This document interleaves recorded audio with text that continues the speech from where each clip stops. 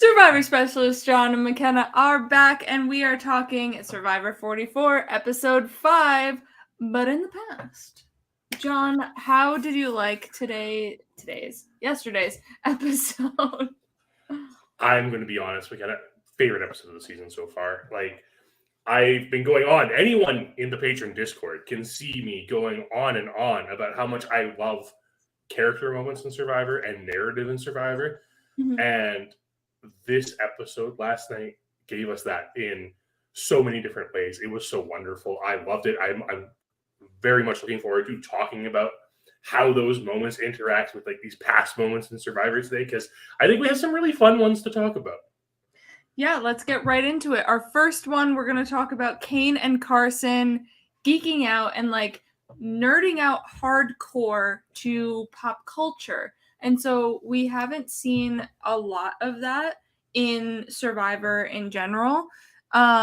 So, you know, the fact that we heard the term Jedi, Lord of the Rings, like it kind of was very different from Survivor geeking out, because usually we're like, oh my god, Sandra's on the island. Like, we get geeking out over Survivor canon. Yeah, and it's really interesting. We had the first mention of Pokemon in Survivor history last night. And like, granted, a lot of that comes from like the demographic that tends to be on Survivor now and the ages of these people who are on Survivor. But even in the past, like Survivor keeps a pretty tight ship when it comes to referencing other media a lot of the time. Mm-hmm. Because, well, I mean, and it makes sense because they want to avoid any, copyright infringements, anything that might have people being like, hey, you owe us money now. Totally makes sense. It's why we don't have like scenes of, you have to imagine contestants are singing all the time on the island and stuff like that. Right? We don't see any of that. Copyright. Because, yeah, exactly. They can't show it. So these type of discussions don't happen very often. Mm-hmm. And the more times we've seen it have been in the earlier seasons of Survivor, when it's really pounding home the reality aspect of the show. Yeah, let's go back to Borneo, season 1, where Sean's dad comes to camp for a hot sec, and everyone's just trying to interrogate him on like, what's going on in the world, and he's just like, I don't know. Yeah, and it's really interesting because like in Borneo especially, these people have really been removed from the world, right? And it was the first time anyone had really done Survivor. So their experience of being removed from society and then having someone from society come visit them was huge, because they had no idea what had happened outside in the outside world over the last 30 odd days at that point. Yep, exactly. And there's that curiosity, and we have those type of moments there, like those historical context moments there. But Borneo even has a bigger pop culture reference in it that production put in for us when we have a challenge mimicked off the Blair Witch Project. Yeah, one of my favorite challenges in all of Borneo, because I mean, Rudy really makes it. Rudy's just one of the best characters in all of Survivor, RIP. And he's just amazing. I don't know. Keeps going. Rudy is such a gem in that challenge. But like, this is 2001, right? Like, and people now might forget, unless they listen to the Movie Buff Specialist and have heard Phil and I talk about the Blair Witch Project, how big of a deal the Blair Witch Project was when it came out. Like, this movie was everywhere. Everyone loved it. It was a huge commercial success. People thought it was actually based on a real story, that these people had actually been missing. They did a bunch of like viral marketing campaigns to hide the actors from society so that they could do that. And seeing this like 2 years later, it's just mind-boggling to think that like the staying power of the Blair Witch Project at that time affected the first season of Survivor so much that we get this pop culture reference in this random challenge in Borneo. Yeah, it is a weird challenge and a random challenge, and like they have to then watch all of the tapes back to get like the answer. It's wild. Our next pop culture reference that we want to go to, I mean, aside from any sort of sponsorships that might happen throughout seasons, but T-Bird singing Annie in When It Rains It Pours. It's one of the only instances we have of a familiar song being sung on Survivor. That isn't copyright free, like Happy Birthday. Yeah, that isn't, I mean, Happy Birthday's copyright only just came up a couple years ago, but yeah, like that's the thing, is like these things, singing on Survivor is so rare, and it's one of these big pop culture references, and having T-Bird singing tomorrow during this challenge in Africa, it's just one of those moments that at the time it didn't seem so weird, but going back to it now through the lens that we've seen Survivor in, it's so out of place because it's just never happened again. Yep, exactly. And it's just one of those moments that sticks out in your mind when you think Africa, because she's just singing it at the top of her lungs to try and get people to drop. Yeah, I mean, great strategy from T-Bird. Who doesn't love T-Bird Cooper? But it's something I wish we had more of in Survivor, but I understand why we don't. Yeah. And now we're kind of going to get into the geeking out over Survivor contestants, but not Survivor canon contestants. Someone like Lisa Whelchel from The Facts of Life, someone who was on a TV show as a child star, is now playing Survivor and coming on as just a mom, Lisa Whelchel, who just happened to be a child star. And then you get she goes fine during the tribal phase. Nobody really recognizes her. Scoopin is just like, I got your secret. And then Penner hits the beach with her, and he's like, oh my God. This is really interesting because aside from athletes, who we will talk about, because there's some geeking out about athletes definitely in Survivor Pass, but Lisa Whelchel's kind of like the one big enough celebrity we've had on Survivor that isn't an athlete that people have geeked out about. And it's so funny because in contrast to 44, where we have two very young contestants geeking out about just like kind of geek culture in general, we have one of the older contestants on the season geeking out about one of the older contestants on the season because it's of their era. And I think that's also why we don't see this geeking out a lot. I think sometimes there's a negative connotation around it where it makes you seem really young. We kind of saw it at the beginning of 42, where the young people on the one tribe were like talking about like Harry Potter and things like that. And it makes you seem really young, which is a weird thing when you think about it, like conceptually, that being enthusiastic about something has this like air of immaturity to you. But I feel like a lot of people on the island probably do geek out, and we just never see it because the show never wants to show it. Yeah, exactly. I kind of just love this bonding moment between, the three people in 42, and then this time with Kane and Carson. It was just a fun, element to show in camp life. I think, now we'll get into the sports stars that have been on the season. Let's go to one of the earlier ones with Gary Hawkins, the landscaper, and Danny Boatwright. She's the only one that recognizes Gary as a sports star because she's in sports media.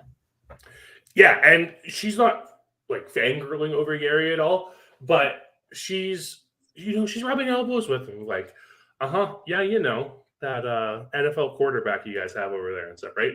And it's not geeking out, but it still has that moment of geek out where Danny's divulging all that information to us. Yes, it's in a confessional and not directly to the person, but it's still there. And it's kind of like what we had to accept as geeking out for a long time on Survivor. Yeah. Because we go into someone like Jeff Kent and Katie. People don't really realize that this is a pro baseball player. Yeah. And one person on his tribe is just like, I got you. My boyfriend likes baseball and I follow. Yeah, it's actually kind of astounding how much anonymity a lot of these sports players actually get. If In I was out Survivor? on the island, I wouldn't have known any of them. Yeah, totally fair. Any of them. And we have like I think the most geek out moment. I think there are two real like geek out moments about athletes or people adjacent to sports in Survivor, and I think they are Woo with Cliff. Mm-hmm. I think that's one of the big ones, and I think just like the entire reaction to Jimmy Johnson being on Nicaragua. Yeah, his entire tribe revolved around Jimmy Johnson, and they didn't even want to vote him out when they did. He was just like, it's my time, guys. Like, they would have followed Jimmy into an abyss if he said, keep moving forward, guys. They, aside from Jimmy T, they really just respected his leadership and knew who he was and put him in this power position. Jimmy Johnson didn't have to do anything. He could have skated through the entire game just based on he's Jimmy Johnson. Yeah. Yeah, and then Woo with Cliff. I mean, if Cliff had stayed in the game any longer, part of the reason why they wanted to vote Cliff out of Cagayan was because of this connection with Woo and how much, like, Woo's talking about having Cliff's basketball card in his collection at home, right? Like, and he's really, like, he's geeking out about it. And it's that enthusiasm. It's all that enthusiasm. And that's what was so wonderful about this episode last night, were these, like, real human moments we saw. Yeah. And even though Kane was running with the nerd aspect up a lot more than Carson was, because I think Carson's trying to like play down how nerdy he is. It's still fun. And I love seeing people passionate about things. We do see people passionate on Survivor, but like it's rare that we get them this passionate about something so specific. That, or like outside of Survivor, outside of playing Survivor moves, finding an idol, like that kind of stuff. It's an outside topic brought into the game. Our next little segment here is something I kind of always like to see because I feel like it's a group bonding activity and really like could ground a tribe. And I feel like that's really what it was doing for Danny when he was leading his tribe through a breathing exercise that he always does. I think he said he does jujitsu. And Jamie is a yogi. She was so happy. Like, this tribe is all like kind of centered like that, where she's not the one leading it. She can just like be in the moment. And I thought that was a really nice segment for the Soka tribe, which we see to varying degrees in other seasons. I think the biggest one is Coach Chi with the Dragon Slayer and what he does on the beach, and especially in Heroes versus Villains, tries to bring the villains back together, have a moment, and Russell just decides to look for idols. Yeah, I mean, I do understand like the importance of these, and just the importance of like doing things together collaboratively in Survivor with the tribe. But I think I take the Courtney Moon approach here, and I'd be like, yeah, okay, I'll just go along with it, I guess. Or not Courtney Moon, sorry. I can't believe it. I was looking at my notes for later when we're talking about Courtney Moon. Obviously, we're talking about Courtney Moon today. Courtney Yates, obviously, is who I'm talking about. There we go. Yeah, I mean, it can be a little cheesy in the sense of Coach. I think it has to be handled the correct way to try and get people into, yoga and stuff like that. So we have like Aris and Parvati trying to center their respective tribes on different seasons. I think we saw it a lot in Winners at War on Edge, because like that's a troubling time for people. They're out of the game, but they're seeing everyone as they come voted out. Emotions are tense, even more so probably there than in the game. So I just like to see these moments because it just reminds us that people are human and not absolutely. bots and players. They can breathe. And the nice thing about it is it also really shows us, again, I love seeing camp life things, and these are the type of camp life moments that, well, they're not like the most interesting because people are literally like not talking during it, but it still shows us what these people are doing to pass the time. Because yes, we see like 13, 14 very curated hour-long episodes of Survivor every season. Mm-hmm.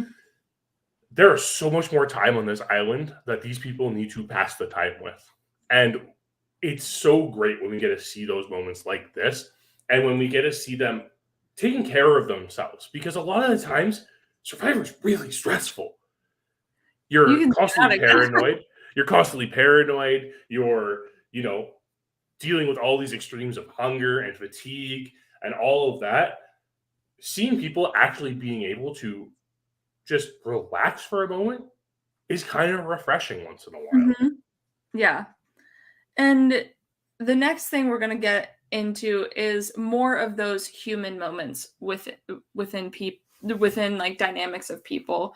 And I titled it in my notes, "Gay Shit." All right, we're getting into that storyline with Jam Jam and Josh and their bonding and talking about coming out and their processes and their families. And I mean, as a member of the LGBTQ community, I always love to see these moments and love to see more representation on the screen. And so we just wanted to go kind of throughout Survivor and where we have seen these moments between two people talking before, because we've seen it a bunch in like confessionals and stuff like that, but we wanted to focus more on those dynamics within people, person to person. So yeah, because these type of conversations and these type of relationships are so important to what Survivor is at its core, right? We are bringing people from all walks of life together in a place where they can both compete and grow together. And yeah, representation matters so much. Like you said, being members of the LGBTQ community, like this is huge for us. We love seeing this type of thing. And especially on, the first all LGBTQ tribe in Survivor history. And just to see a genuine moment discussing it is so important, rather than the show shoving it down our throats and like using it as a, hey, look how good we're doing. Instead, it's just these are two people having a real conversation. And I loved seeing this from Jam Jam and Josh, and especially in that contrast to them hating each other moments before. Yeah, I think the first thing that we want to talk about here is the best correlation we have, and that's Romeo and Hai from 42. So they're at odds practically the entire time they're on the beach together, but yet they still have this human moment together, where they sit down and they talk about their experiences and their coming out. And it's beautiful. And I love that we get to see that just because they're not on the same side of the vote doesn't mean that they don't talk and have fun in camp. Mm-hmm. Yeah. Yeah. And like, that's the thing is it's those conversations that we don't see that like that bond people beyond the game, right? Like a lot of the times we as Survivor fans think just game, and we kind of forget the people behind it. And that's what made last night's episode so special in this season, because yeah, it's probably because there was no tribal council, but we got a lot of time with people being people. And the Romeo and Hai conversation is just one of those moments where you're like, feels so authentic. It feels so natural that these two people who have this in common can just talk about it, right? Yeah. And we're gonna go on the opposite side of things here, and we kind of have Hatch and Rudy, where it's a little bit more crass and a little bit more abrupt and than this like comfortable high-end Romeo talk. So Hatch is just like, yeah, I'm a gay man, what up? And Rudy's like, he's gay, but I don't know. He's a good guy. He does work. Yeah, and this was such an important scene back in 2001. Like, this is a moment where, Survivor really took a time to be like, hey, like, these are all people from all walks of life. Someone like Hatch and Rudy would never interact if it wasn't for Survivor. And it was so wholesome, like, seeing this thing. And then even with, like, how crass both of them are in the situation, it's just so important. And I'm glad that we have a moment all the way back in Survivor's first season that we can hark back onto with this moment in 44. And they still stayed friends even after the season as well. And that's amazing that, Rudy, this 70-year-old military guy who was like, yeah, if people knew I was hanging out with this guy and sleeping in the same bed, they're all sleeping in the same bed, but like he's all the way on the other end, but still, like they wouldn't believe me. They would think I was one too. And like, it's such a slice of history watching each scene, comparing, this Jam and Josh scene versus this Hatch and Rudy one. Yeah. And then we have other moments such as, just Kathy and Chet's conversation in Micronesia, where, Kathy is approaching everything from a point of trying to understand and asking Chet these questions that she doesn't get, but she's ready to learn about. And it's not coming out of a place of like malice or anything like that. She's just clueless. Yeah. And it's so great. And again, like, this is one of those great moments in Survivor history which gets overlooked.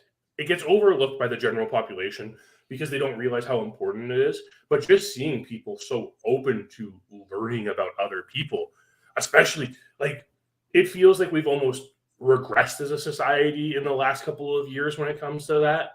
And we just need that reminder that there are people out there who do want to just understand and accept. Yeah.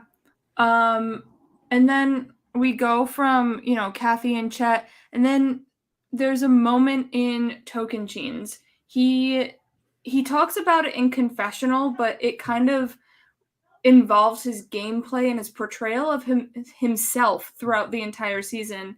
And that's Spencer in Tocantins. He is a gay man, but doesn't mention it, flirts with Sydney, like lets her wear his boxers, like lets her cuddle because he doesn't feel the need or doesn't feel comfortable expressing who he is within his season because of society. Yeah, and again, like, this is just 2 seasons after we were just commending a scene where someone was like so accepting and willing to learn more. And we have someone just talking about how they don't feel comfortable sharing it with the people around them. They don't want another reason to target him because like he's not doing the best in challenges. He's not like, he wasn't the best for Jalapao, and he didn't want to add fuel to the fire. Yeah, and that's why it's so important that we now have multiple members of the LGBTQ community on Survivor so that we can have these scenes like we had last night. That people don't feel like Spencer and they have to kind of like not be who they are because there aren't any other people like them around. Yeah, exactly. We are going to delve, I guess, into, the big looming rain cloud that's here, revolving the LGBTQ community in Survivor, but I want to twist it and not mention the big part of it. My favorite takeaway from that Game Changers Tribal Council was Sarah backing Zeke when she comes from a background of, I don't know any trans people, I interact with very few gay people. Like, in my area where I live, it is so backwoods that Survivor is a culture shock for her. And I just loved how she defended Zeke and was like, Zeke is still the same guy I saw day one till now. He's my friend, he's my buddy, he's my ally, and I'm defending him throughout this season, or well, until she votes him out. But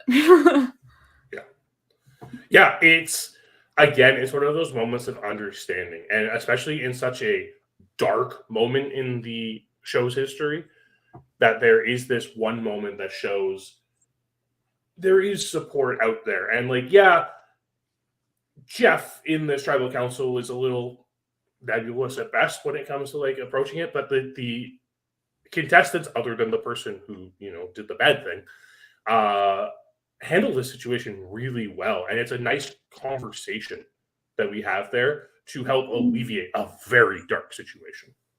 Yeah, that is just one of the shining lights in my opinion of that that tribal council.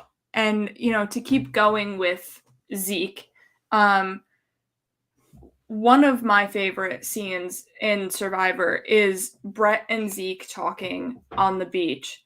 And Brett's like, "You're not the only gay dude." And he's like, "Oh yeah, who?" And Brett's like, "It's me." And he finally feels comfortable enough with someone to say that he's gay. And it was just an amazing, amazing scene. And Brett talks about how, like, he's a cop. He comes, like, from his background where you didn't say any of this stuff. Everything is behind closed doors. And Zeke is just here living his life. And, you know, Brett really resonated with that and felt emotionally connected to Zeke through that. And, you know, that conversation was just, I think, revolutionary. Yeah, I mean, it's the first one of these type of conversations we really have between two gay men on Survivor, right? Where they're just talking about that, and they're just connecting over that shared part of themselves in a way that's just so, there's no walls. Like in a game of social strategy where everyone is always trying to get a leg up on each other and everyone is like, there's a fear that every amount of information you put out there can be used against you. This is such a genuine moment where just the walls are completely torn down and it's two people having a very real conversation with each other. Yeah. I always love these scenes and I love that they happen. But let's also get some more, you know, women loving women talk about here, because we've talked about all of these guys being gay men. It's happened only with gay men, pretty much. So, like, I mean, we had Carla mention it last season. Carla in her conversation with Gio about it, but like, yeah, you're right. It's been very male centric. It's been very male centric. So let's get some ladies who love ladies talking to each other. So the big part of our episode here and for our Patreon episode comes from the immunity challenge. So this immunity challenge has a maze obstacle course thing with the sticks that you have to get through. You have hitching posts, and then you have the giant teeter-totter with a bucket of water to release a gate, and that you have to step through. That ends in a table maze / puzzle. And so we are going to be rewatching San Juan del Sur episode 12 or 13, depending on your episode numbers. It's called Let's Make a Move, if you want to go by episode titles. And it's the one where Missy breaks her foot. So it is basically this exact challenge and, you know, what happens with Matthew later on. So tune in tomorrow to Patreon, where we will be recapping San Juan del Sur. Yeah, and this challenge, we've seen this challenge in a lot of iterations at this point, and like the parts of the challenge, because we are at that point. I mean, we've talked about challenges a lot on the specialist lately, but I love challenges. We I will know you do, continue to yeah. talk about challenges. But like this has like these parts of different aspects of challenges, right? Like this first section where we have all the sticks in there, we've seen it a couple of times in more recent seasons. But even if we Mhm. go back further, if we go back to Micronesia, and then in Micronesia, it was the whole challenge was they got the time to set up the obstacles in the Mhm. tunnel with all the sticks and the ropes and the Yeah. tying and all that.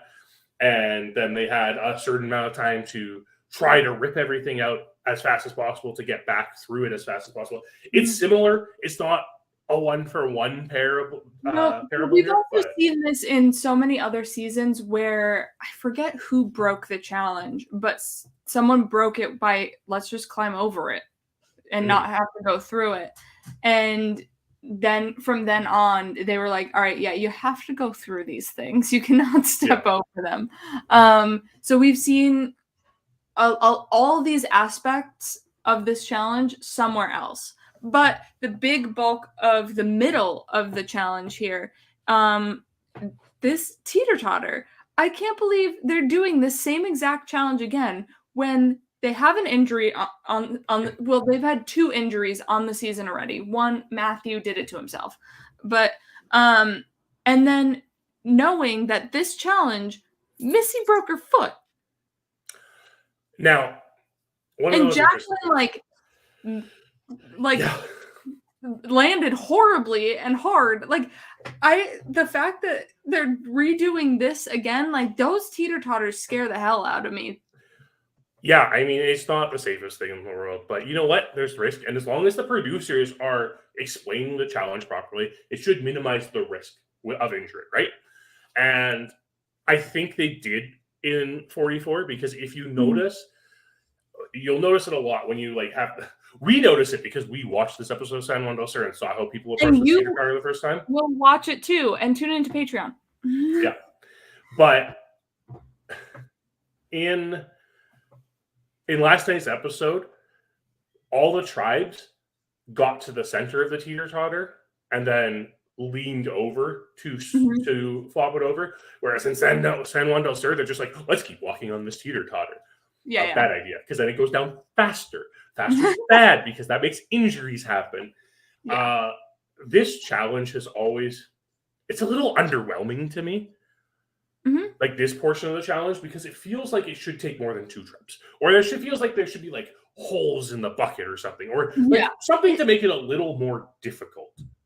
Yeah, because, when we were watching San Juan del Sur, it also only took 2 trips. So I Mhm. think I like an iteration of tied together, holding a bucket, getting water in Panama better because it won smaller buckets, but they were tied together going on a balance beam that they could fall off of.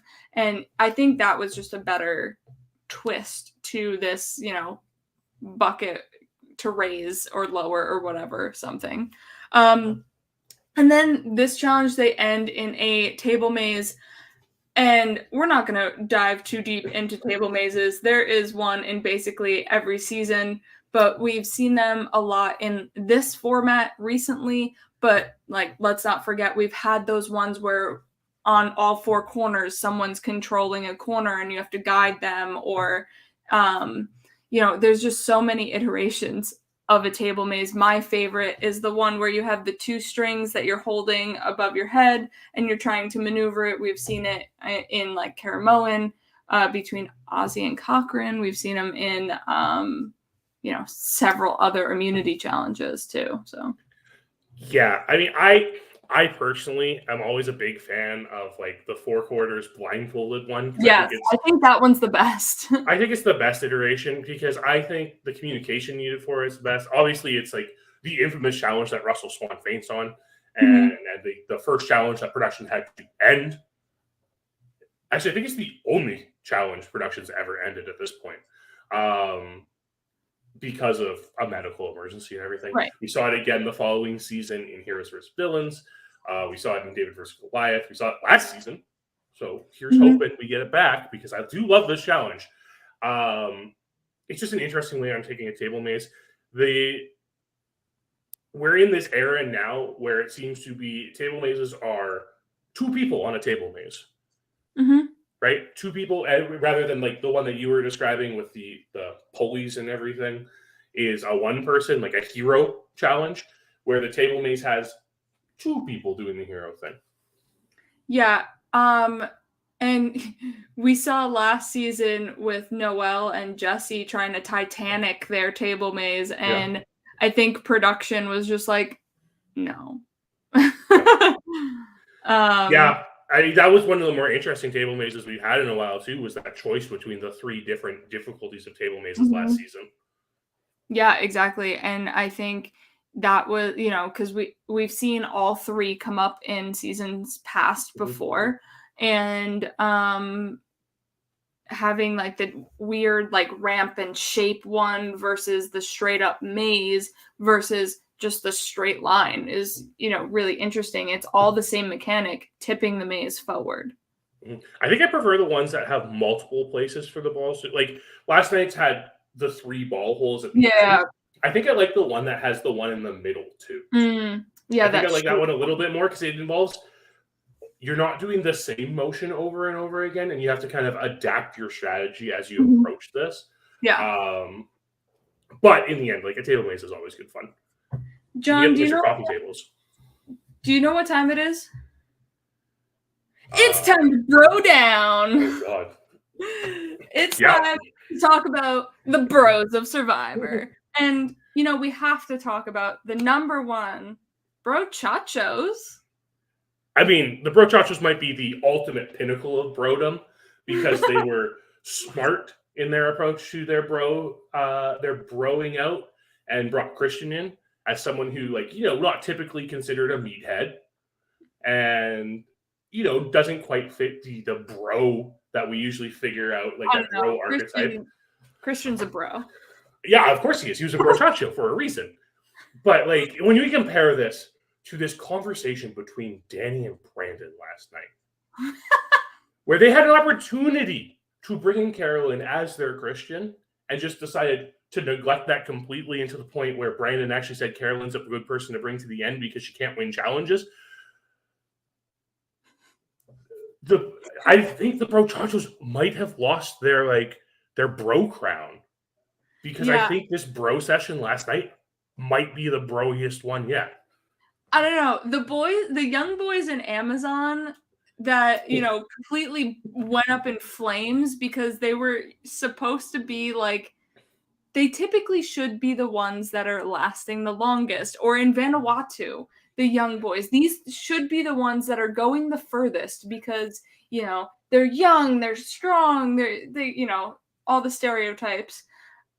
But in both seasons, they just get taken out.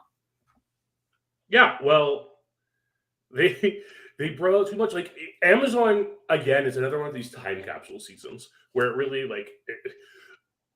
watching that season can be rough sometimes to see the way that these boys, and they're boys. These are boys on this season.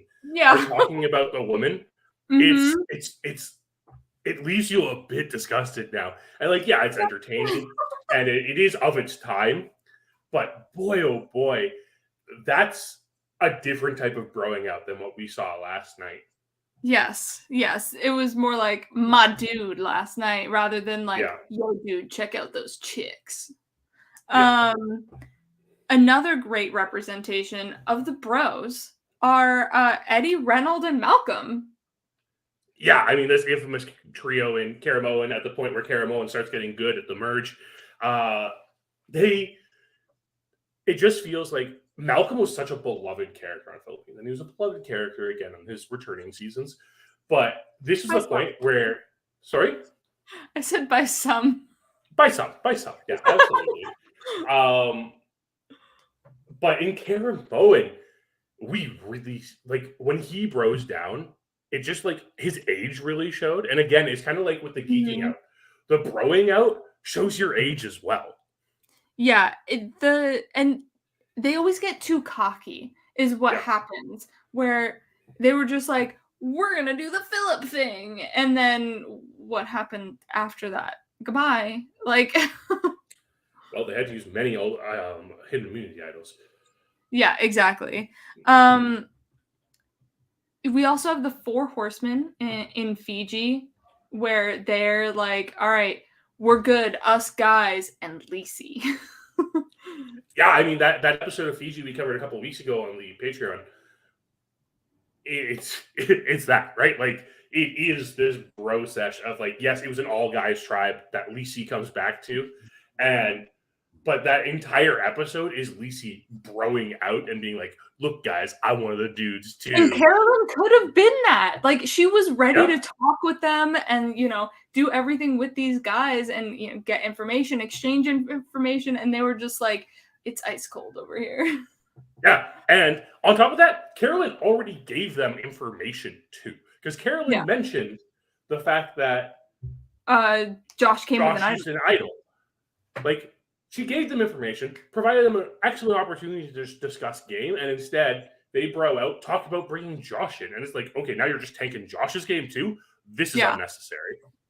Can we also talk about the young boys in Panama and how they decided to spend their first day on the beach and their shelter?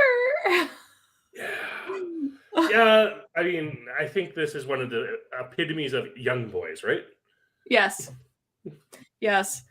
And then the last one we want to get to, because we're talking about this broing down, this testosterone-fueled guy talk. Jamie and Bobby John just going at it in Guatemala. And this is a very different type of like broing out, right? Like this is two buff dudes who just want to be the alpha male at all times, and they're in competition with each other, and there's a part where they like start barking at each other, right? I'm not making that up. They like bark at each other. Yeah, they're like this close to each other, and we're like, just kiss. But like they're also just yelling at each other's face. But they're also portraying themselves as Southern gentlemen, and like Bobby John shouldn't do this. I'm a Southern gentleman, and it's just like, neither of you are. Yeah, it's really interesting, and especially like when you consider like this fact that like, Danny said that people like us don't win the game. It's like, well, Danny, you probably need to brush up on your Survivor history if you think that. But it's interesting because this exact reason this happens. Yeah, this is why they don't win the game, because they decide like, oh, hey, I feel much more comfortable with a bunch of macho men around me than like the diverse cast that we're playing with.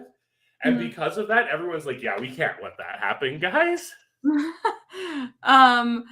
But I do want to say I do love, when people connect with each other.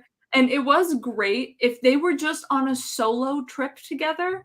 That would have been a great moment, them, riffing off of each other, having fun. But Carolyn was there too. And this was all about an exchange of information because we didn't get any advantages or idols or anything. And we wanted to next go into the other aspect of this journey, and that's the journeys and the treks and everything that are used in Survivor to exchange information. And the first thing we want to talk about is Exile Island, because Exile Island can be had two people in some iterations, had one person, and those two people exiles almost resulted in a massive alliance in Token Chains. Yeah, I mean, it just so happened that they didn't need to use that alliance in Token Chains. But like there was such a huge flow of information through Exile that it literally could have changed the scape of the game in Token Chains. Yeah. And we're not going to go through every pairing of Exile, but I do have to mention this one because we are talking San Juan del Sur over on the Patreon, and that's Val and John going to Exile with each other, and Jeremy's just like, take care of my girl, and John's just like, all right, I'm going to take care of her. Yeah. And like nothing happens. Yeah, well, we'll get to that. I swear. Yeah. But we also have this long history of pre-merge summits on Survivor, where we Yes. have like Or summits that lead to the merge. Yeah. They're creating, you know, the tribe flag and that kind of stuff where it's an overnight to exchange information. Yes. And man, information gets exchanged. We've seen entire games change because of those informations. Mhm. Seasons after the season where the summit happened is impacted by that exchange of information, such as like Marquesas, where Boston Rob and Kathy go off on the summit. Mhm. I mean, obviously, like we talked about Amazon already. We'll talk about it again because that summit literally changed the entire way that season played out because of all the Mhm. information Jenna gives in Dave. that Dave in Yep. that conversation, right? Mhm. Being like, Heidi's my best friend, and he's just like, I'll take Heidi. Yep. Then we have, let's go back to Borneo. I love going back to Borneo because John hates it. With the merge of Borneo, Jenna and Dr. Sean go off on this isle somewhere to talk, and what camp do they go to? The camp life that is in Tagi and Pagong, and how was your stay at Pagong? How was your stay at Tagi? And then to create the merge. And that's a whole day basically that they get to maybe form an alliance. Granted, it was Borneo, but like that is replicated in then the next season in Outback, where the girls went to Ogakor and the guys went to Kucha. And they each, spent a night with opposing tribe members. You can talk, exchange information, or keep the matches in your pocket and leave. Yeah. I mean, we literally talked about on the Patron podcast last week about All Stars when they had this like lunch before the second swap or before the swap in that season, right? And Shan's spilling her guts to Rupert about everything that's going on in the tribe. Yeah, and everyone wants to talk about Thailand. They each got a couple colors of body paint, each tribe, and they painted their bodies, and then they showed up at the challenge. And Jeff is like, "All right, get with your matching body color and talk." So yeah. This kind of stuff is used within Survivor a lot, but it hasn't been used a lot recently, which, aside from these journeys, but they're always riddled with something. It hasn't been used a lot as just a flow of information, and that's what I loved about this. When I saw that there was no advantage, they can just talk and get to know each other, I was like, yes, this is what we needed. It's a breath of fresh air from all the chaos. Yeah, I mean, I had conflicting opinions of this journey because I was like, okay, they're going on this journey, whatever. And then it's like no advantage. And I'm like, you took Carolyn away from her tribe of 3 that's going to tribal council. Well, I was really upset about. No, it was supposed like that. I know, and that's more my problem with this is that production put this so late into the season where that could happen. But that being said, I loved this segment yesterday. It was fantastic. It was the best journey we've had so far, in my opinion. And I really hope if they are going to include these type of things over and over again, I would way rather them just do this rather than all the advantages they've been doing for the last 4 seasons. That's what they should do next season is start these journeys, kind of how Carolyn was like, I don't have an idol jam. I don't have anything with me in my bag. Make everybody think everybody's got something on this journey, and it's all information flows. It'll still trick people's mind. It'll still mess with people, but it's just now people bonding and getting to know each other and talking. And you could see more people just going, I'll go again. Or let's send them again because, my ally just had a great talk with them. I think it just makes these journeys a lot more interesting. Yeah. And I don't think there hasn't been anything like this before. Although that being said, when you're hiking for like 4 hours, I don't know how much information you want to share. Yeah. But we've seen conversations like with Shan and Liana in 41, right? Like this, but like that was a more personal conversation, not about like not a super strategic conversation like this one. But we need more of that from these journeys because we need to see we know the tangibles from the journeys with the advantages. We need to see the untangibles of like these connections these people are making. And if they're not making connections on these journeys, maybe these journeys aren't working. Yeah. When I heard, Jeff say, all right, you won, now picking other people to go, I was like, how many more fake idols, advantages do we need in this game? Speaking of, and we spoke of Val Collins earlier, we can't not talk about this, and it is Josh and his second idol. I have two idols. I mean, he's just ripping off Val Collins, the queen of two idols. McKenna, you and I have gone on record, maybe not a podcast for him, but in conversations with each other, we have said Val Collins saying she got not one but two hidden immunity idols at Exile Island was one of the worst moves in Survivor history. And there it is. It's out in the internet now. No, we can't take it back. We've said it. Who did we compare to as Val Collins in the cast assessment on the Patreon? I don't know, but it wasn't Josh.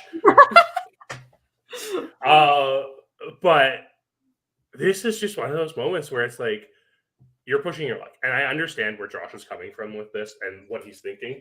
But saying she had two idols is painted a massive target on Val's back. Especially when she didn't have any. Yeah. She had none. Yeah, exactly. And she just comes out with, yeah, I got two idols. I gotta keep myself safe. And then John's just like, I can't do anything for her now. Yeah. Yeah. I mean, it's one of those interesting moments. And then, but I mean, Josh's second idol might even be worse because when he shows it, that segment where Carolyn and Jam are like, Carolyn's reading the note. It's like, I read this note 2 days ago. And Jam like grabs it. He's like, these are the beads from Tree Mail. And it's falling apart. Yeah. I mean, there's really only one true moment. And we've talked about this multiple times this season. But it's now the realization of it's an effing stick. Not the fake idol itself, but the realization of, Jason, this is a stick. And Jason's like, no, it's not. It's an idol. It has a face. It has a smiley face on it. Yeah. No, it's a stick. It's those moments where people think they're like next leveling other Survivor players. And it's Occam's razor, right? Like the simplest solution is, I think that's Occam's razor. Maybe I'm confusing what things are, but the simplest solution is the correct solution. And in this case, and with it's an effing stick. It's that case. It is an effing stick. These are the beats from Tree Mail. Sorry, Josh. You've been caught. Yeah, exactly. So I don't know who was going home. I think it was Josh. It had to have been Josh. It was probably Josh, but I liked that I wasn't 100% sure. Don't forget, he was also in a Bros Alliance that he had no say in. Oh, yes, that's right. Because Carolyn comes back and is just like, oh, yeah, they talked about a bro thing and you were involved. And he was just like, what? Love that. So, they get into scrambling once Carolyn comes back. And is Josh going? Is Jam going? Is Carolyn going? Like, we are up in the air. And then we see a boat. And we know what that boat means. Jeff has something to say. And it is Tribal Council being canceled. Which we have seen a couple of times before. And it's pretty much only due to medevacs. Except for one exception, but we'll get there. Yes. So, Token Jeans, Joe, they had the big... Coach had his big Dragon Slayer plan laid out, but Joe decides to be injured. Yeah. And has to get medically evacuated from the game, and they cancel Tribal Council. Yeah. The next one we then see is One World, where, Courtney Moon in that opening challenge can't follow directions, doesn't cross her arms, busts up her arm, falling on that net. Net's dangerous. I don't know why Survivor hasn't figured this out yet, but net's dangerous. Yeah, dangerous. And they plan out what they're going to do with that tribal council and everything. They get to tribal council, and Jeff says, Courtney's not coming back. She's busted up her arm. You don't have to vote anyone out tonight. Yep. And then, we also see it later in that season. We do. Yeah, with Colton. Yeah, Colton, who's much more relevant in the next section we're going to talk about. Yeah, we're gonna get to Colton in a little bit. But we want to also then go to Neil in Korong. Mm-hmm. They had all sorts of plans. I love the dynamic of tribal council being canceled because everyone always has a plan. And then they have to live with them the next day and hope it doesn't get out. Yeah, I mean, you can sit in an idea for a day or whatever, and we know from survivors and everything, the final plan doesn't get finalized until right before tribal council. Mm-hmm. And then you finalize it, and then you have to sit on it for a day or two or three back in the old days. That's dangerous because anything can change in that amount of days. Yeah, I mean, let's talk about the winner almost being the first boot in David versus Goliath. Mm-hmm. Yep. That happened. And obviously, that's one of the bigger ones that I think we remember is the Pack Tribal Council being canceled because it was so definitive of who was going home at that Tribal Council. And part of his story as getting to the end and winning then. Yeah, that Nick Wilson has an interesting path in Survivor. Yes, exactly. And then we're going to talk about the exception. Once again, San Juan del Sur. This is why we covered San Juan del Sur this week on the Patreon, because for some reason, this episode is very San Juan del Sur heavy. Yeah. So in San Juan del Sur, after the merge, Julie McGee quits. She dislikes the fact that everyone was down talking rocker and everything like that, and just had enough, and she quits. And that Jeff cancels. Would come to the beach, It was a whole big talk, and he's just all right, you're gone. The end. And they cancel tribal council, and that was one of the more important tribal councils in that season. Mm-hmm. That would have given Jeremy quitting there.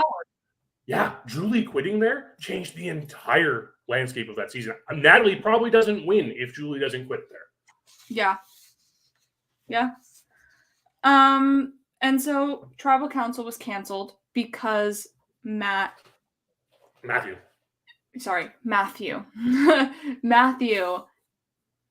decided to leave, and his quit is one of those tricky situations we've seen a couple of times in Survivor before where they're putting their health above the game, but it's technically not something medical can pull you for.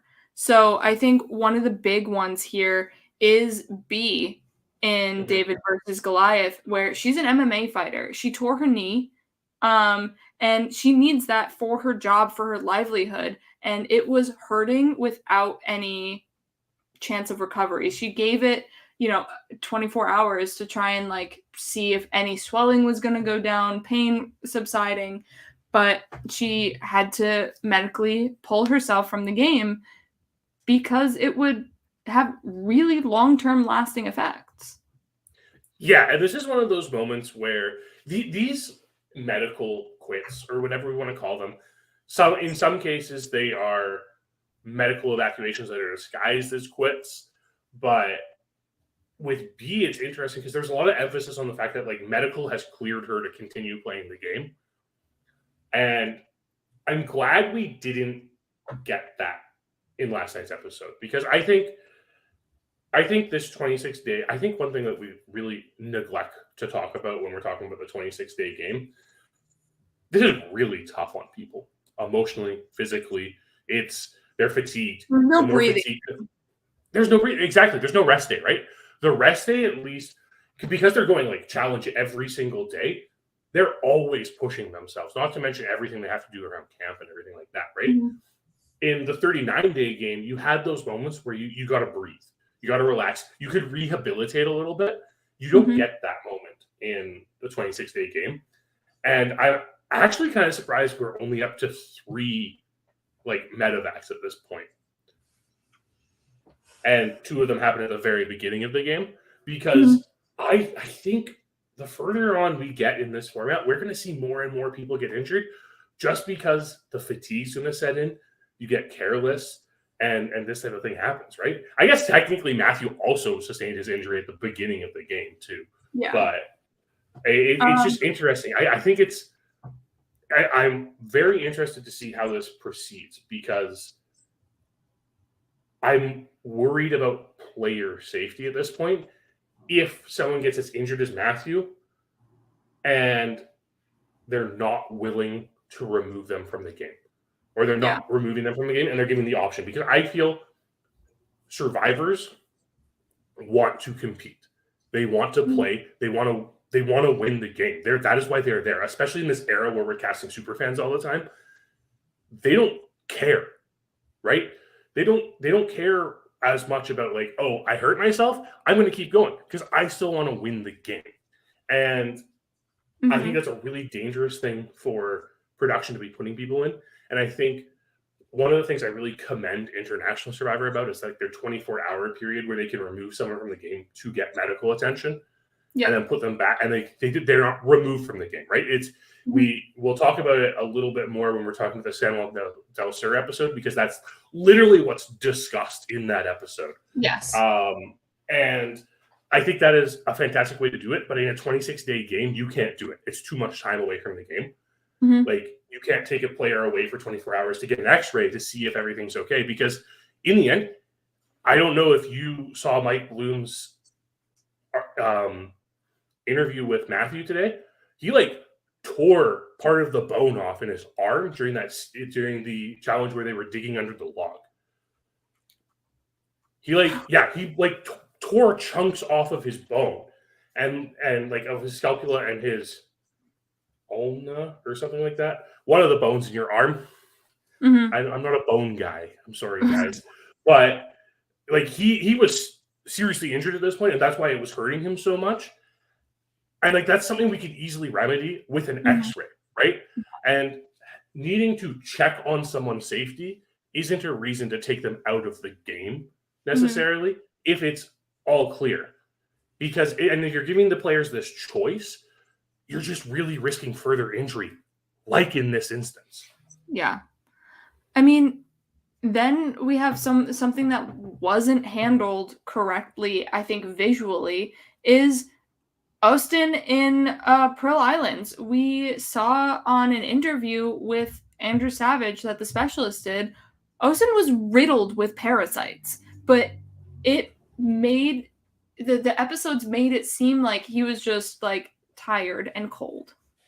Yeah, like I mean, granted, this was the first time someone quit the game of Survivor, and production and Jeff really wanted to hammer down on that fact. But Austin Savage said what? He had 3 staph infections. Something and like if you're not and I get it, like in early days of Survivor, people got staph infections a lot. But like to frame that as a quit just feels so disingenuous. And it's not the only time. Saying like in a card at the end, like you have the Caleb medevac where it's just like Caleb had a full recovery. Like give us something where it's like, oh crap, once Austin left the game, he was riddled with parasites and infections, and make it seem like he left for a reason. And it came to Savage doing this interview during the pandemic with Phil and Alexa that I knew what was going on. Yep. Oh, yep. Aiden, you have something on our list here. Dana is on our list, and Dana was someone who I liked on Philippines because I saw a bit of myself in her, and I was looking forward to her continuing in the game. And then all of a sudden, she has like severe stomach cramps, and just it was constantly raining and cold, and she was just getting beaten down by the environment. And while medical was just like, you're clear, she was just messed up. And I think she was a fighter and it wasn't gonna just like quit because it's cold, like Purple Kelly and Nyanka. Like I feel like she was definitely one of those ones that was just like, I just can't anymore. Yeah, and it's those type of instances, and it's really interesting seeing the framing of it. And again, like going back on how Survivor framed it this time, where Phil and Alexa were mentioning it on the show, on the recap this week, where they were saying Phil approached this quit differently than he has previous quits. And we kind of have this timeline of like, we have Austin in Pearl Islands where it's really bad. It's really bad the way Jeff handles the quit. And we've seen over time, he kind of gets better and better.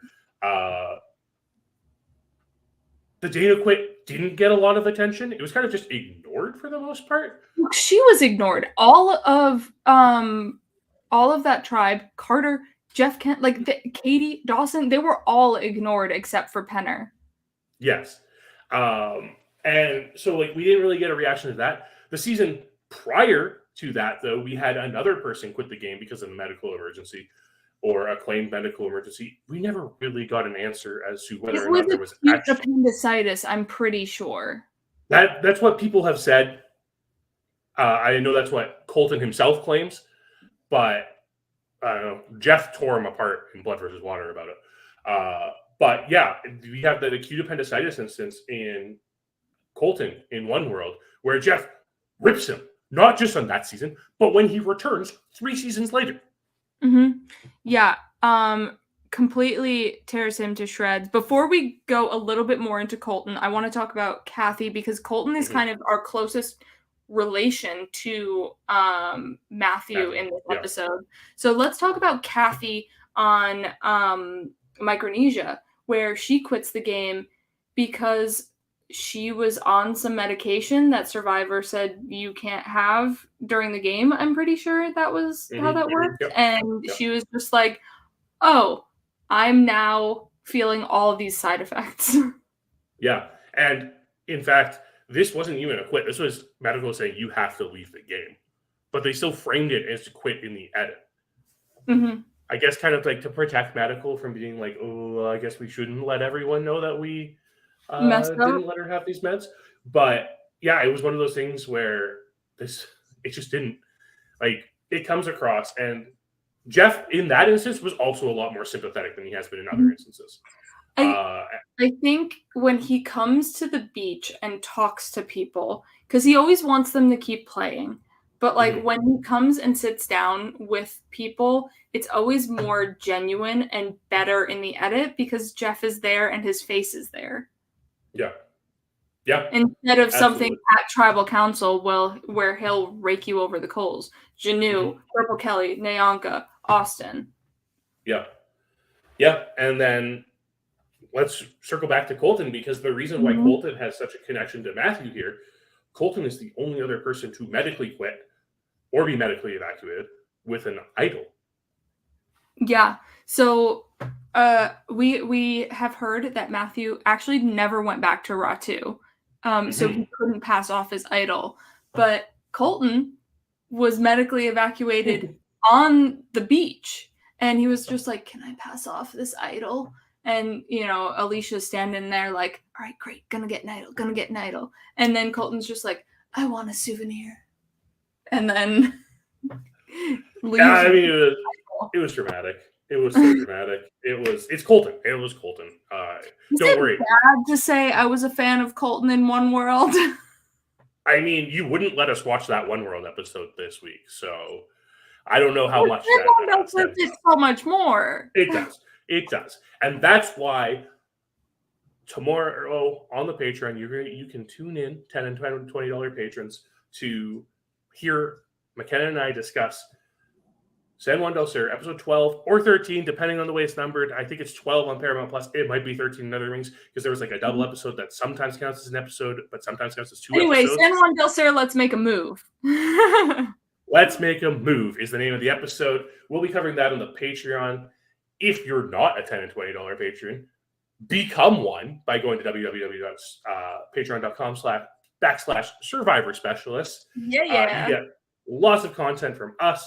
$20 patrons also get Phil's after show. And, who knows? It's the end of the month. We just did the Q&A with Phil and Alexa. Yeah, we're on $5, the $10, now, guys.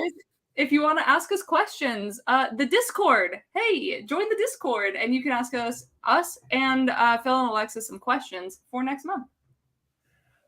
Phil and Alexa just did their March retrospect, which was this fantastic bracket on their top Survivor aggravations of the new era. Really interesting. Great listen. Do that. March is always my favorite retrospective. Yeah, it's actually how I became a patron. First off, because the lovers bracket that they had a few years back with their interview with Kellen, I was like, I gotta listen to this, and then here we are. Phil and Alexa will be back with you all on Monday to do their predictions and power rankings with Albert from South Pacific. Great guest.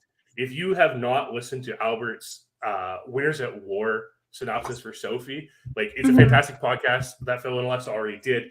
That is going to be a fantastic episode on Monday. I believe it's going to be at 5:30 p.m. Eastern time. Definitely tune in for that one. Make sure you like and subscribe to this beautiful YouTube channel. We love seeing you every week. And we will see you again next week when we do a Survivor rewind on episode 6. Purgatory? Yeah. Or we'll see you tomorrow on Patreon. Bye.